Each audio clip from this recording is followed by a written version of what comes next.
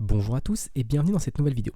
Aujourd'hui, on va apprendre quelque chose qui est essentiel pour tout développeur, c'est de bien maîtriser son éditeur de code avec quelques raccourcis très utiles. Alors moi aujourd'hui j'utilise VS Code, mais les raccourcis que je vais vous montrer existent dans la plupart des éditeurs de code modernes comme Sublime Text ou PHP Storm. Il faut juste trouver quelle est la bonne combinaison et ou comment les configurer. Donc le premier raccourci que je voudrais vous montrer aujourd'hui, c'est CTRL-SHIFT-P. CTRL-SHIFT-P, c'est le point d'entrée de toutes les commandes que peut faire VS Code sur le projet. Donc il y a beaucoup de choses, hein. Vous voyez toute la liste, il y a énormément de choses. Et les extensions peuvent également rajouter des commandes dans cette palette-là. Donc par exemple, une des commandes que j'utilise très régulièrement dans mes vidéos, vous avez déjà vu, c'est quand j'ai beaucoup de dossiers ouverts ici, et ben je peux faire CTRL-SHIFT-P et chercher Collapse Folders in Explorer. Donc c'est une commande que j'utilise régulièrement qui permet de nettoyer tous mes dossiers et de revenir à zéro au niveau de l'ouverture des dossiers sur mon panel exploré. Donc ça c'est quelque chose que je fais souvent, mais pas assez souvent pour avoir un raccourci dédié à ça. Donc je fais juste CTRL-SHIFT-P, je tape Collapse ou COL et Entrée et ça suffit. Autre chose, par exemple, si on voudrait les keyboard shortcuts, je pourrais taper Keyboard Shortcut, je mets Entrée et là j'obtiens directement la liste des keyboards, des raccourcis qui existent et je peux les modifier. Donc c'est quelque chose qui est très utile pour la plupart des cas, et puis on verra plus tard dans une prochaine vidéo quand je vous montrerai les extensions. Il y a des extensions qui rajoutent des commandes à cette commande palette qui peuvent être très utiles également. Le deuxième raccourci c'est CTRL-P. Donc CTRL-SHIFT-P pour les commandes et CTRL-P pour les fichiers. Donc CTRL-P ça vous permet de trouver un fichier dans votre projet. Donc là par exemple si je veux chercher le modèle user, je tape models/user.php et vous voyez que je tape juste model/user. Et il va me trouver user.php. Je peux faire entrer pour directement ouvrir le fichier. C'est beaucoup plus rapide que d'aller dans app, models, user pour l'ouvrir. CTRL-P, si je recherche une vue, je peux même ne pas taper tout, je peux juste faire resource/view/welcome par exemple. Et vous voyez, en tapant juste les premières lettres de chaque dossier et le nom du fichier, il me le trouve. Il aurait pu également me le trouver si j'avais tapé welcome.blade. Voilà, il me le trouve également à ce niveau-là. Donc c'est très pratique, prenez l'habitude de l'utiliser et vous verrez, ça va accélérer réellement votre workflow au niveau d'ouverture des fichiers. Le troisième raccourci, c'est comment trouver quelque chose dans notre projet, c'est CTRL-SHIFT-F qui permet de trouver un élément, c'est juste un recherché complet sur tout le dossier. Donc ça c'est très pratique, vous avez plusieurs options possibles, vous pouvez exclure certains fichiers, donc moi j'exclus souvent le dossier vendor, le dossier node modules, et souvent j'exclus également étoile.json, parce que les fichiers JSON sont souvent des fichiers que je veux pas récupérer, qui contiennent beaucoup de choses, et voilà, on peut facilement trouver des choses en JSON. Donc là vous pouvez exclure ce que vous voulez, vous pouvez inclure spécifiquement certaines choses si vous voulez vraiment chercher quelque chose de spécifique. Vous pouvez faire du sensible à la casse avec le A ici, avec le AB, avec le petit truc en dessous là, ça permet de faire des mots complets. Donc si vous cherchez user spécifiquement, voilà, vous pouvez chercher un mot complet. Et si vous mettez enlever le mot complet, vous allez avoir aussi tous les autres trucs, tous les autres mots qui contiennent user. Donc par exemple user avec un S ou user factory ou username, ce genre de choses. Donc user complet, ça peut être pratique aussi. Et sensible à la casse pour avoir vraiment que la classe user. Vous pouvez également faire du rechercher et remplacer sur tout le projet. Ça c'est quelque chose que j'utilise également régulièrement. Ensuite, une fois qu'on a fait une recherche ici, pour revenir à l'explorer, on peut faire CTRL-SHIFT-E. Donc CTRL-SHIFT-F pour avoir la recherche, CTRL-SHIFT-E pour revenir à notre arborescence classique de notre projet. Donc très pratique également pour naviguer entre les deux panels. La cinquième commande que je voulais montrer, c'est CTRL-B qui permet de cacher ce panel. Alors ça fonctionne pour le explorer, mais ça fonctionne également pour le rechercher. On peut faire CTRL-B pour cacher et réafficher le panel. Donc là c'est pratique si vous avez besoin de tout l'espace pour avoir un code un peu compliqué ou voilà, vous voulez simplifier un peu votre éditeur, hop, vous pouvez le cacher et puis l'afficher uniquement quand vous en avez besoin. Maintenant, une fois que ceci est fait, je vais vous montrer un petit peu les raccourcis pour manipuler du code. Donc comment on fait pour manipuler du code? Je vais ouvrir ici. Et quels sont les raccourcis utiles? Le premier c'est le couper. Alors vous connaissez sans doute tous CTRL-X pour couper un élément, mais on a tendance souvent à l'utiliser sur un élément classique. Par exemple, je sélectionne nul ici, je fais couper et ça me vire le nul et je peux faire CTRL-V pour le recoller. Mais si vous ne sélectionnez rien, et couper permet également de supprimer des lignes. Donc par exemple ici, si j'ai cette ligne là, je mets le curseur sur la ligne n'importe où, je fais CTRL-X, ça va me supprimer toute la ligne. C'est quelque chose que j'utilise très souvent pour nettoyer le code, parce que souvent quand on a du code, on a des lignes en trop, même des lignes vides, et juste avec un petit CTRL-X, on peut supprimer les lignes vides qui ne nous intéressent plus. Ensuite, le raccourci que je voudrais montrer, c'est Duplicate Selection. Alors comment on duplique une sélection?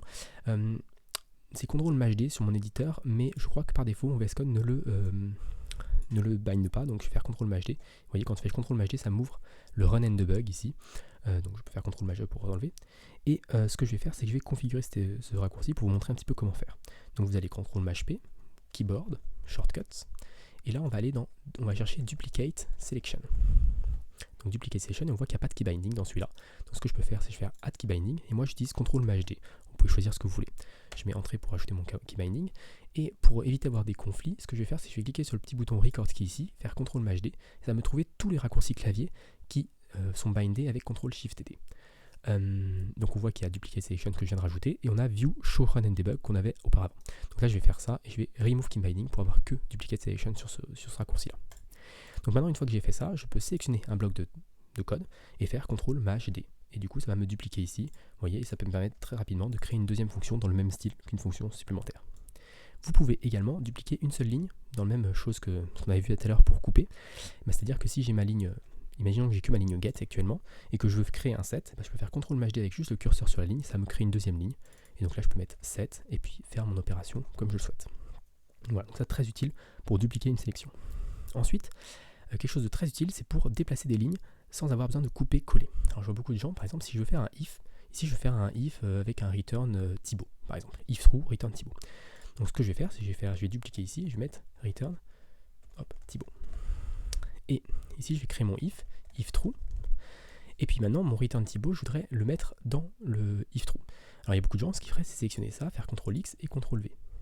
Mais il y a un raccourci dans VS Code qui permet de faire ça, c'est Alt et les flèches du haut, flèches du bas. Donc là je maintiens Alt et je vais déplacer avec flèche du haut ma ligne. Et là on voit d'ailleurs que j'ai une ligne supplémentaire, une ligne vide, je vais faire CTRL X pour la supprimer et ça va me nettoyer tout ça. Donc vous voyez, si vous voulez, je veux rajouter un if return Thibaut, on reprend tout depuis le début. Je vais créer mon if, true, tac, et ici je vais faire dupliquer Thibaut, je vais déplacer ça et ensuite je vais faire CTRL X pour enlever. Donc Alt plus flèche du haut, flèche du bas. Je vous invite à essayer ce genre de choses, c'est vraiment très utile et on peut le faire pour des blocs plus importants. Donc, par exemple, imaginons que j'ai quelque chose ici très important, je vais faire un if true, hop, je vais sélectionner ça et je vais le déplacer, tout le bloc du code, avec Alt, flèche du haut, flèche du bas. Donc je sélectionne juste, j'ai pas besoin de sélectionner vraiment précisément le return, j'ai juste besoin de sélectionner les lignes qui m'intéressent et avec Alt, flèche du haut, flèche du bas, je peux les passer dedans, derrière. Par exemple, si j'ai un else ici et que je veux dupliquer cet élément là, je peux faire dupliquer. Alors dupliquer c'est toujours un peu délicat, mais voilà, et puis le déplacer en bas. Donc voilà, donc ça permet de vraiment manipuler le code de manière différente. Donc déplacer, c'est vraiment très utile pour déplacer un bout de code dans un bloc ou dans un autre. Et enfin, le dernier élément que je voudrais vous montrer, voilà, je vais faire CTRL X, CTRL X, CTRL X. Voilà. Un petit bonus, là vous pouvez sélectionner un bloc et faire Tab et Maj Tab pour indenter ou désindenter un bloc. Ça, je ne sais pas si beaucoup de gens le connaissent, mais voilà, je vous le donne en plus, petit bonus. Le dernier que je voulais vous montrer aujourd'hui, c'est les multicurseurs. Donc les multicurseurs, ça permet d'avoir plusieurs curseurs. Là, vous voyez ici, j'ai deux curseurs, je peux taper quelque chose aux deux endroits en même temps.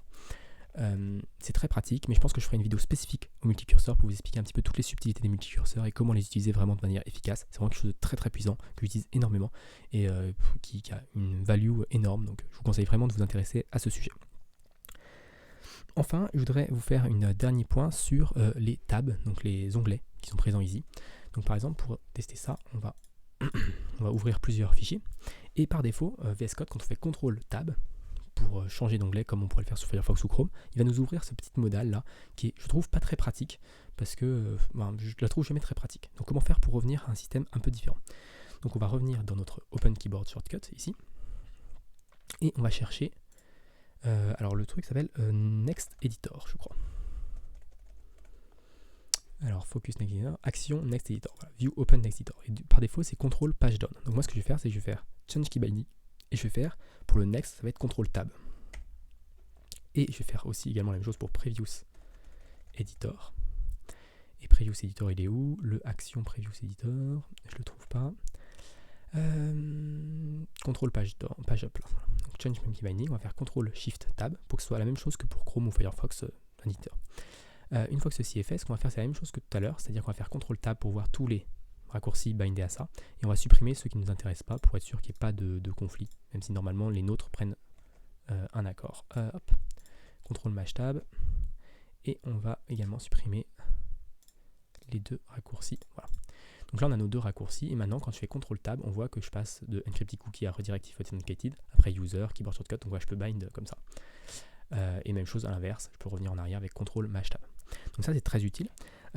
Deux autres petits raccourcis qui sont présents également dans Firefox et Chrome. Donc si vous les apprenez pour VS Code, vous les apprendrez aussi pour Firefox et Chrome. C'est vous pouvez faire CTRL W pour fermer un onglet et CTRL majuscule T pour rouvrir le dernier onglet fermé. D'ailleurs, je crois que même ça fonctionne pour plusieurs. Donc là, si je fais CTRL-MAJT une fois, je vais avoir encrypt cookie qui revient, et CTRL-MAJT une deuxième fois, j'ai redirect if authenticated qui revient.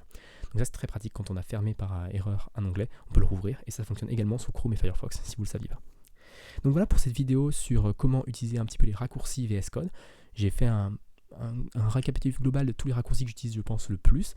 Si vous en avez d'autres, n'hésitez pas à les mettre en commentaire. Et puis si vous êtes intéressé par les extensions que j'utilise sur VS Code et les multicurseurs, abonnez-vous à la chaîne.